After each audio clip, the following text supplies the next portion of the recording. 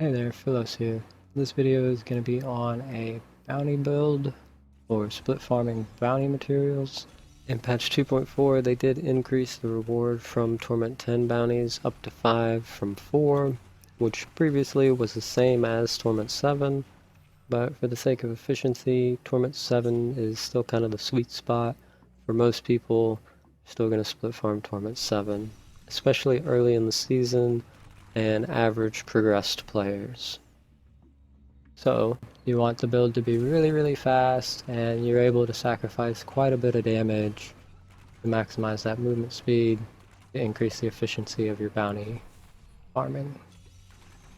This is going to be a build optimized for that task. I had a few people wondering what kind of a build I would use for doing bounties. You know, the T10 speed build is definitely good for doing bounties. You can do it if you don't want to switch your whole setup. You can just run that. It's not too much worse, but this is going to be quite a bit faster and much more consistent. And another setup that is good for doing this is 6-piece Natalia double danetta.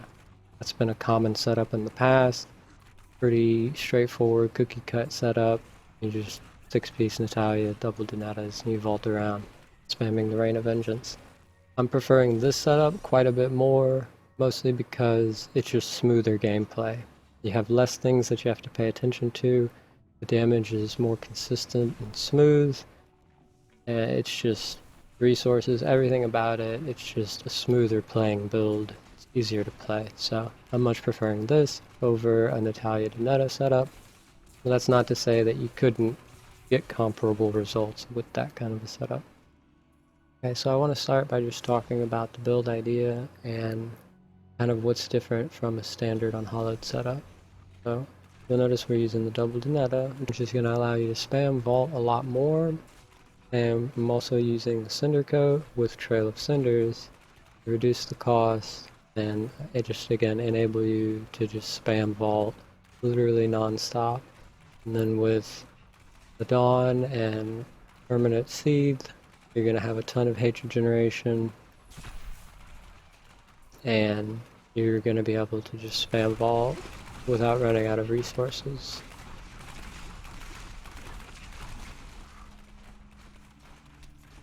Other key components for the build are going to be the warzechian for the movement speed, and then the average band is less significant here. It's just nice for the pickup range.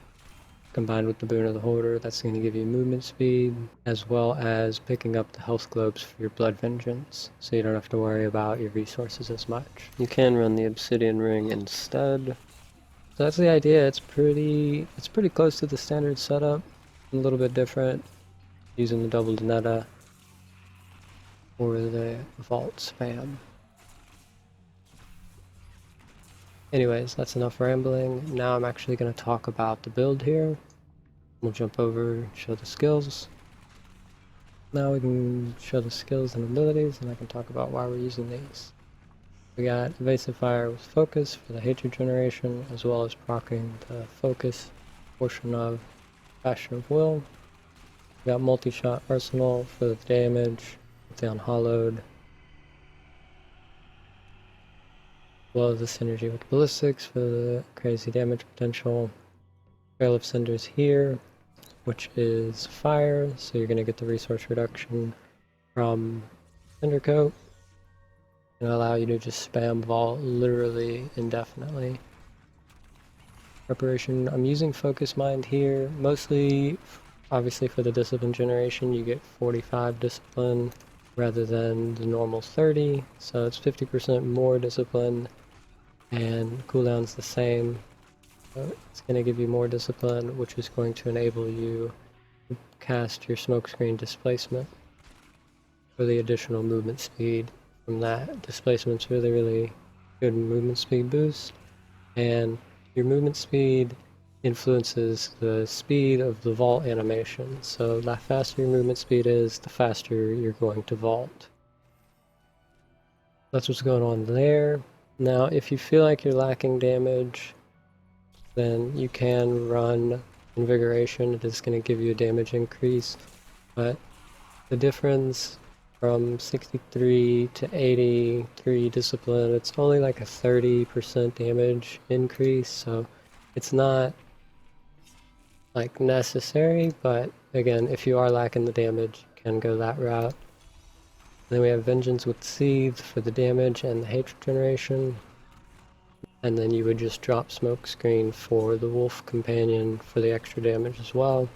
It's going to slow you down a little bit, but definitely increase the damage potential. Vengeance, as I mentioned. For passives, we got Ambush for the burst, Ballistics for the rocket synergy, Tactical Advantage for the movement speed, Blood Vengeance for the resource generation, and then I have Hot Pursuit on my Hellfire Amulet for the additional movement speed. If you don't have a good Hellfire, I would drop Blood Vengeance. It's probably the weakest one. That's the skills and abilities. Now I can go a little bit more deep on the stat priority. It's pretty flexible given that you're going to be farming Torment 7, doing bounties. It's really not that important what you have.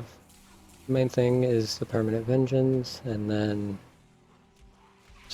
standard rolls, crit chance, crit damage, toughness on your armor pieces, crit chance on the helm, dual crit, neck. It's same rolls here, crit chance, elemental damage on the bracers, dual crit. And I have cooldown here. You don't really need cooldown on your rings. I just so happen to be using these. Doesn't really matter there. You can put the cooldown on your gloves or your weapons. I am using this weapon for the hatred regen. That is one thing. I have hatred regen on my chest and my weapon here.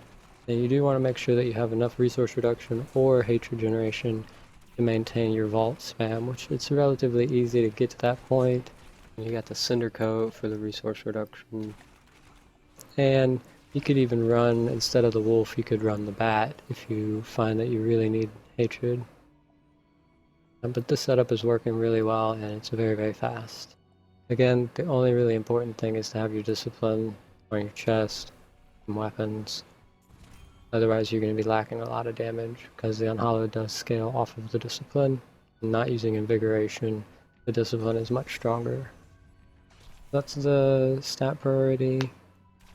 Now I can talk about the legendary gems. I kind of already glanced over the boon of the hoarder.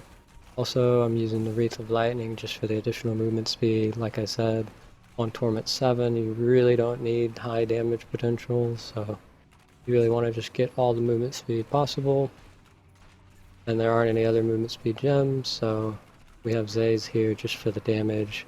You're, at the bounty boss and there's an elite.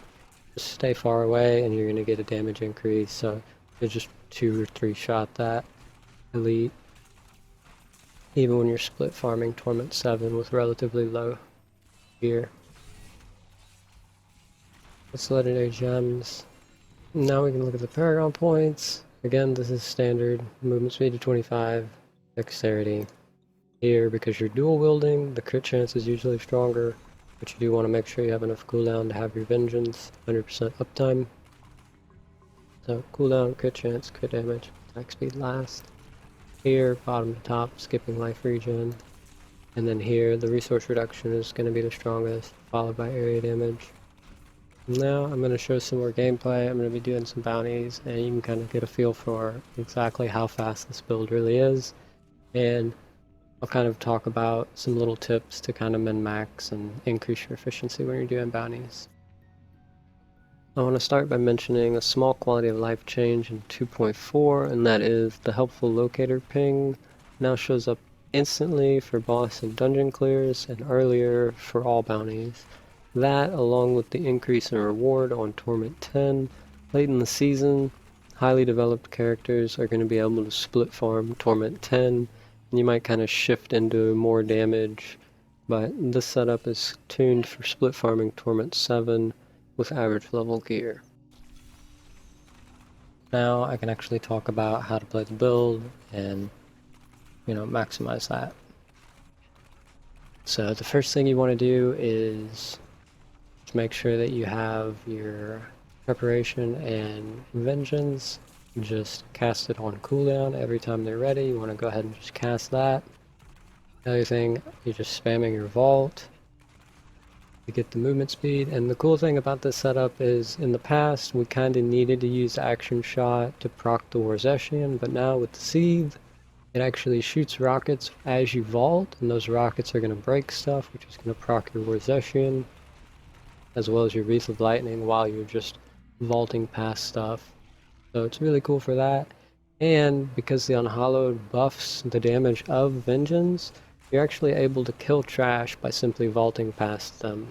You might need to stop for a second to cast your evasive fire to get the focus portion of the focus and restraint. And the vault is actually going to proc the restraint portion of it, so you don't have to worry about casting multi-shot as you're vaulting to the objective. So it's pretty neat. The vengeance is just kind of passively killing low HP monsters. Then you have your multi-shot for the big damage.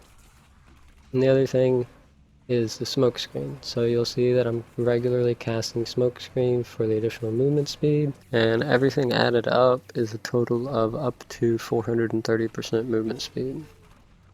It's not 100% uptime at that speed, but pretty much always 300% movement speed, about 250 to 300% movement speed the whole time at minimum.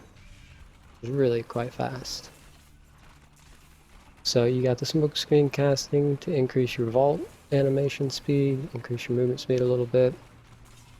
And the one thing is, because your damage is based on the discipline that you have, you do spam the smoke screen too much and your discipline goes down too low, you are losing damage. So you do want to mind your discipline and make sure that, you know, if you're on some trash monsters that you're trying to kill, that you have full discipline. And, you know, if you're getting close to the objective bounty boss, the elite, you kind of want to save your discipline and let it generate up a little bit. That way when you get to the elite, you're at full damage potential. And, I mean, speed farming, Torment 7, split farming, doing bounties, you definitely don't need invigoration, and focus mind is going to give you that additional movement speed. So I found it to be quite a bit faster as long as you have the damage threshold met. As I mentioned, if you're lacking the gear, you might want to just go with invigoration. If you find that the elites are not dying quickly, push that over, pick up the wolf, and you'll increase your damage quite a bit. Other than that, it's pretty typical. Whenever you do get to the objective, you want to cast your focus and then just spam multi-shot until they die. And another cool thing about having the vengeance is, as you'll notice in some of the footage, the vengeance actually allows you to interact with objectives while you're getting hit. As long as you have vengeance up, it's not going to interrupt your interaction, as well as the town portal. So if you have vengeance up, you're able to teleport out while you're getting hit, and it's not going to interrupt your town portal or your portal to the next bounty, and also the objectives. So it's really nice to have that, just to kind of make it a little bit smoother doing those objectives and porting the next bounty.